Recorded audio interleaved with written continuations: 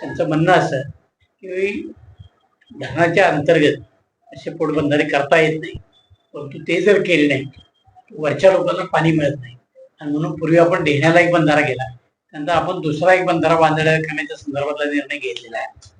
त्याच्या संदर्भात जे आपले मंत्री आहेत आदरणीय राधाकृष्ण तिथं पुलकम बंधारा बांधला तर बराचसा पाण्याचा साठा त्या ठिकाणी. पण यावर्षी दुर्दैवानं पाव्याचा जो बंधारा आहे बॅकवॉटर मध्ये त्याच्या ढापेच टाकले नाही. पाव्यापासून वरचे सगळे लोक हे पाण्यापासून वंचित राहिले. साधारणतः लोकप्रतिनिधीचं काम असतं किंवा पावसाळ्यापूर्वी या ठिकाणी हे बंधाऱ्यातले ढापे टाकलेत का त्याचा आढावा घ्यायचा असतो आणि साधारणतः उन्हाळ्याचं नियोजन करायचं असतं. त्यामुळे कुठल्या प्रकारचे नियोजन झालं नाही, अधिकाऱ्यांनी घेऊन बसले नाही. त्यामुळं गुळाईचा पाझर झाला आहे. आज कोरडा ठिकठिकीत आहे. यांच्याच जिल्हा परिषद सदस्यांनी त्या ठिकाणी जाऊन ते सगळ्या पाझर तलावाचं चित्र दाखवलं. इथं पाणी कसं नाही, तिथला त्यांचं पंचायत समिती सदस्य आहे, इथं लोक मोटारी टाकतात. अक्षरशः जनावराला सुद्धा त्या ठिकाणी पाणी ठेवलं नाही. साधारण तिथला जो पाझर तलाव हा पिण्याचं पाणी म्हणजे जनावरांचं पाणी याच्याकरता राखून ठेवलेला असतो. वाघोबा असेल तो आहे, पण तिथे यावेळेला कुठल्या प्रकारचं नियोजन झालं नाही. त्यामुळं उन्हाळ्यामध्ये ते तलाव कोरडे ठाक पडलेले आहेत.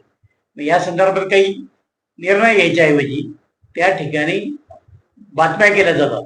जर आज तुम्ही तालुक्यामध्ये सांगत असाल की मी एवढ्या एवढ्या मतांनी निवडून आलोय आणि मग लोकांचे प्रश्न तुम्ही सोडवायला त्या ठिकाणी प्रयत्न करत नाही, या निमित्तानं चित्र दिसतं. दुसरी गोष्ट स्मार्ट स्कूलची जी योजना आहे, खरं काही ठिकाणी इतके चांगल्या शाळा होत्या की गरजच नव्हती.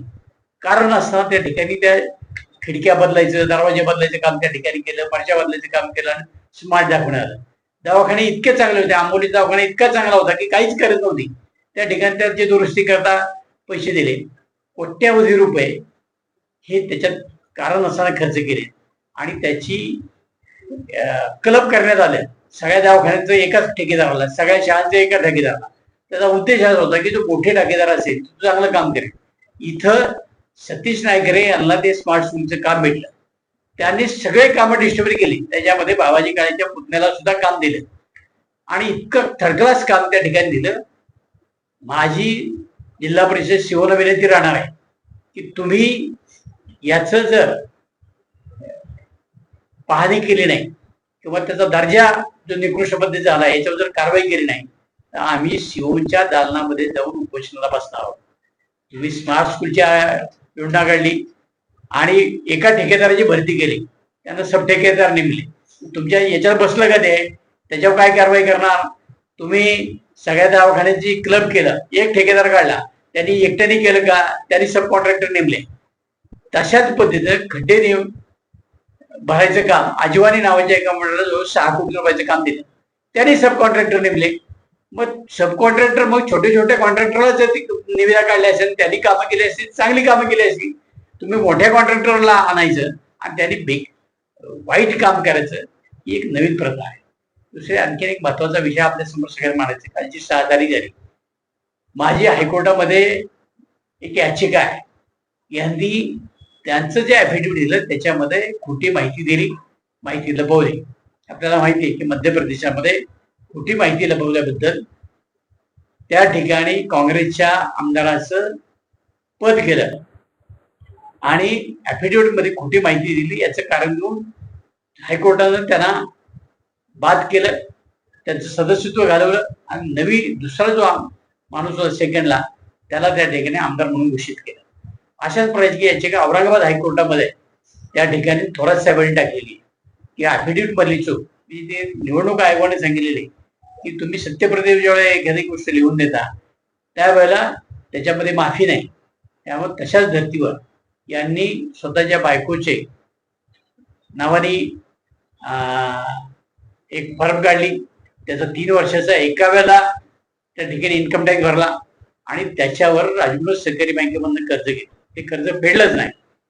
ते कर्ज शेवटी बँकेनं वन टाइम सेटलमेंट मध्ये त्यांना सवलत दिली, काही पैसे त्यांनी भरले, ती सुद्धा ते मोडले आणि आता परवा 31 मार्चला राहिलेले 25 लाख रुपये त्यांनी कॅश मध्ये त्या ठिकाणी भरले. आपल्या सगळ्यांना कल्पना आहे की आम्ही आता पुढे दुसरी याचिका दाखल करून इन्कम टॅक्स संदर्भामध्ये की एवढी मोठी कॅश निवडणुकीच्या अगोदर 50 लाख रुपये, आता 25 लाख रुपये बँक घेते कशी आणि हे एवढी रक्कम भरतात कशी. आणि त्यांनी स्वतःच्या बायकोचं उत्पन्न दाखवलं, तिला 0 उत्पन्न आहे. मग आज त्यांनी जर 1,60,00,000 1,1,50,00,000 कर्ज घेतलं, ही कॅश त्यांची आली कुठनं, मग कोणाच्या अकाउंटवरून आली, ही भरली कशी, या सगळ्याची चौकशी करण्याच्या संदर्भामध्ये सुद्धा आम्ही जाणार. आता आम्ही जी काही कागदपत्र सादर केली आणि कोर्टाच्या समोर आता पुढच्या 28 तारखेला त्याची छाननी होणार आहे. आम्ही दिलेली कागदपत्र सत्य आहेत, कारण ती इन्कम टॅक्सची, ती खूप खोटी असू शकत नाही. ती सत्य सगळी कागद कोर्टाच्या समोर मांडलेली आहेत. त्यांचे पहिले वकील जे होते सोहेल शाह म्हणून अतिशय नामांकित वकील होते, त्यांनी बघितलं की या केसमध्ये मेरिट नाही, त्यांनी केस सोडून दिली. आता नवीन कोणतरी प्रमोद पाटील म्हणून तिसरा का चौथा वकील त्यांचा त्या केसमध्ये झालेला आहे. सगळ्या वकिलांना माहिती की या केसमध्ये मेरिट नाही आणि साधारणतः महिना 2 महिन्याच्या कालखंडामध्ये निकाल तर 100% लागेल, तो आमच्या बाजूने लागेल. जो न्याय मध्य प्रदेशाच्या आमदाराला मिळाला तोच मला मिळाला पाहिजे, कारण कायद्यामध्ये तशाच प्रकारची तरतूद आहे. निवडणूक आहे अशी अपेक्षा मी या निमित्तानं व्यक्त करतो. आणि परत एकदा खेड तालुक्याची विकासाला खेळ बसली, ती खेळ काढण्याचं काम हायकोर्टाच्या माध्यमातून होईल आणि परत या तालुक्याची सेवा करण्याची संधी निश्चितपणानं मला मिळेल. ही सुद्धा अपडेट आपल्या सर्वांना द्यायची होती. कारण आपण पाहिलं की खताळ गौतम थोरात यांच्या एवढ्या बातम्या सगळ्या प्रसार माध्यमामध्ये आल्या. मी जो 1-1.5 वर्षापूर्वी केस दाखल केल्यानंतर सुद्धा याच्यामध्ये कधीही बोललो नाही की कुठपर्यंत आली, कशी झाली. पण ज्यावेळेला जवळजवळ राज्यामधनं 81 ह्या इलेक्शनच्या संदर्भामध्ये पिटिशन दाखल झाली, त्यापैकी फक्त औरंगाबाद हायकोर्टात एक आदरणीय थोरात साहेबांचं आणि दुसरं माझे 2च पिटिशन आतापर्यंत चालली.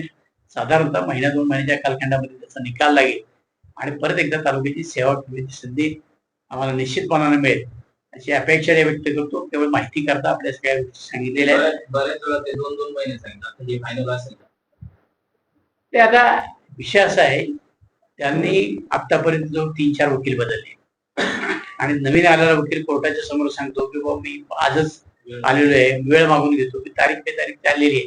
शेवटी कोर्ट हा विचार करतो की बाबा त्याला संधी दिली पाहिजे. तेव्हा अशा तारखा त्यांना त्या निमित्ताने मिळाल्या आहेत. दरवेळेला ते साधारणतः बचावाचा जो तिचा पवित्र आहे त्याच्यामध्ये ते तारखा लांबवण्याचं काम या निमित्ताने करतात. आणि आता मात्र कोर्टाने फसवलेले आता काही परत तारीख देणार नाही.